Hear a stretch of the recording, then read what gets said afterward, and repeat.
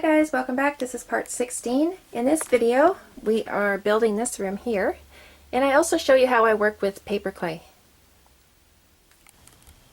Alright, so I need to put a floor across here, so I just cut, this is pretty sturdy cardboard, and I'm going to hot glue it underneath this lip here at first, and then just like on my hallways, I'll put a brace on the wall, so this has something to sit on the other side. Okay, I got the start of my floor going here. Now I need to add another piece. Okay, so I took a template with my paper, just like how I showed you on the floors, and I filled in that little dip here with another piece of cardboard.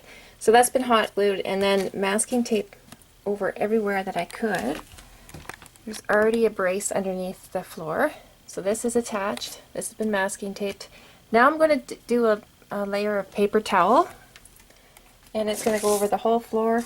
It's going to go down the wall and attach to the floor. So this is going to be one sturdy piece when I'm all finished. Alright, my paper towel is almost dry. I want to do the walls, and I made myself some paper clay.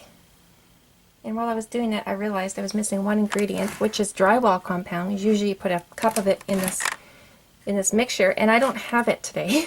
So we are going to see together if this will work without the drywall compound. It feels a little bit different, but this paper clay is not my recipe. It belongs to Scott Stahl. He put his video up a number of years ago, but it is something he made in his shed with industrial drill thing, and I just show how to do it in your kitchen sink with a hand mixer. So I can put those links in the description box below. Here, I'm going to pop you on the stand here. So I just want to show you how I apply it, because I've had this question many times, and it's very easy. I just take a ball of it, and then I put it on the wall and I squish it with my fingers into the wall.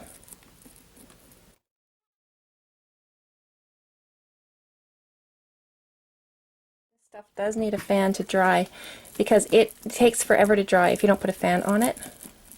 I've dried this stuff in the oven as well. I dry it on a very low temperature. So what I did, because I had no drywall compound, is just put less water and more glue.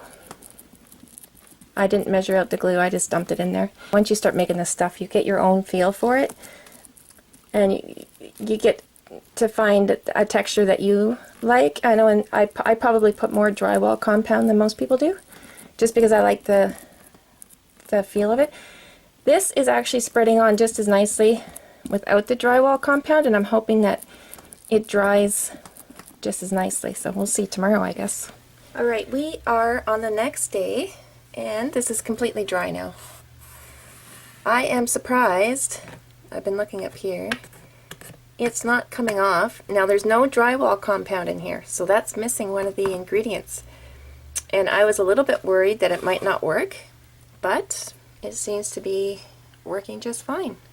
I guess the drywall compound is more for maybe sculpting pieces, because I know Scott Stahl, he does a lot of Halloween sculpting, like he does pumpkins and tombstones and all that kind of stuff for Halloween.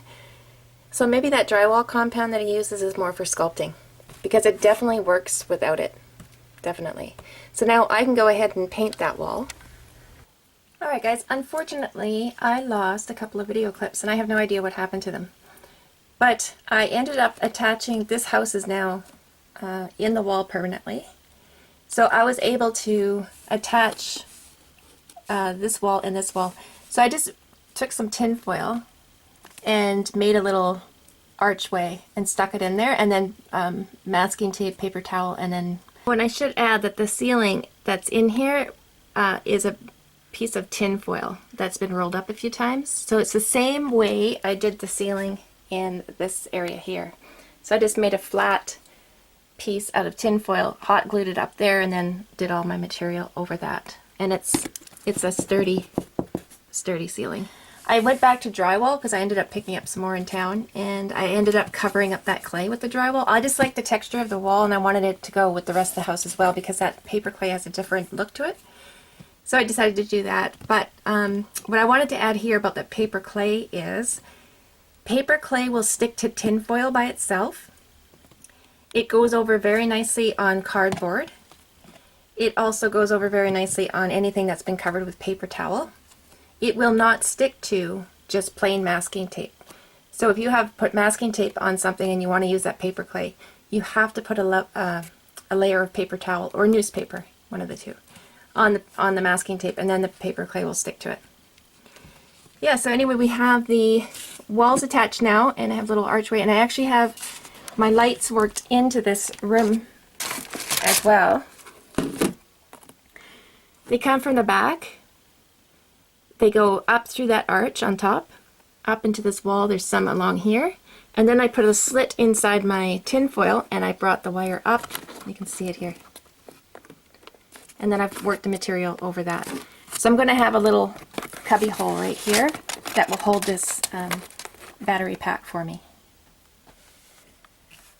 Alright, so I can link you now to the next video. I needed to have this floor in before I started the bottom level because I needed this to add this room as well. So it needed a ceiling.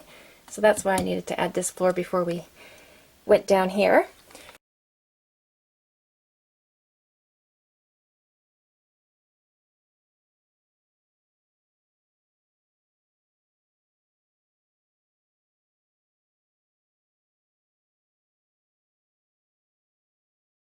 Alright guys, I'll end the video there, and I'll just say see you in the next one, which is part 17, where we'll start working on the bottom floor.